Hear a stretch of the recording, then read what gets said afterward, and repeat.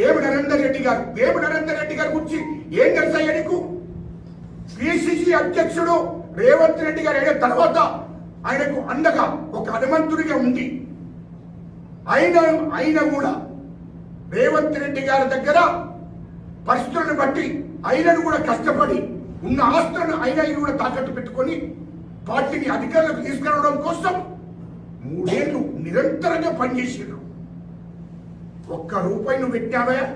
జెండకు కానీ, బండికి పెట్రోల్ కానీ, ఏ కార్యకర్త కన్నా టిఫిన్ కానీ, భోజనం కానీ పెట్టించినావా జీవన్ రెడ్డి గారికి? ఒక్కరికి ఎవరికన్నా ఖర్చు పెట్టినావా? నువ్వు ఎట్లా మాట్లాడతావా జీవన్ రెడ్డి గారు?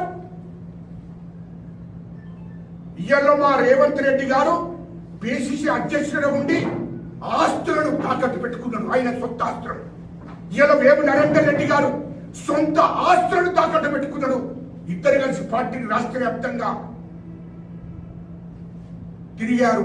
రాష్ట్ర వ్యాప్తంగా తిరుగుతున్నటువంటి రేవంత్ రెడ్డి గారికి ఒక హనుమంతుడిగా అండగా నిలబడి నువ్వు తిరుగు, మన ఆస్తులు అయినా పర్వాలేదు, పార్టీని కాపాడుకోవాల్సిన అవసరం ఉంది. ఈ రాష్ట్రంలో పార్టీని అధికారంలోకి తీసుకురావాలి.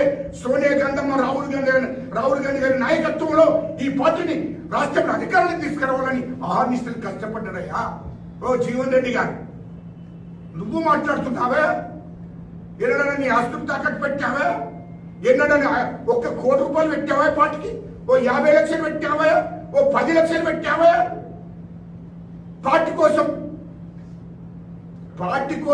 పార్టీని నువ్వు ఉపయోగించుకొని పట్టినవు తప్ప పార్టీ కోసం 1 రూపాయి చెప్పవా? ఎక్కడ పెట్టావో చెప్పు.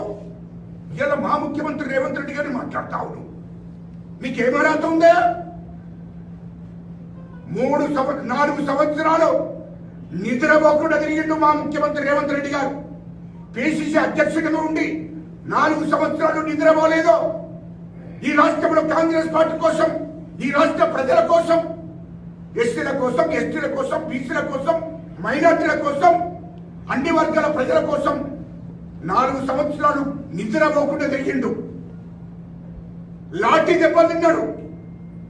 అక్రమ కేసులు పెట్టింది అన్నట్టు ప్రభుత్వం, అయినా భయపడలే. బిడ్డ పెళ్లికి కూడా లేడు. జైల్లో పెట్టారు రేవంత్ రెడ్డి గారిని, అరెస్ట్ చేసి జైల్లో పెట్టారు.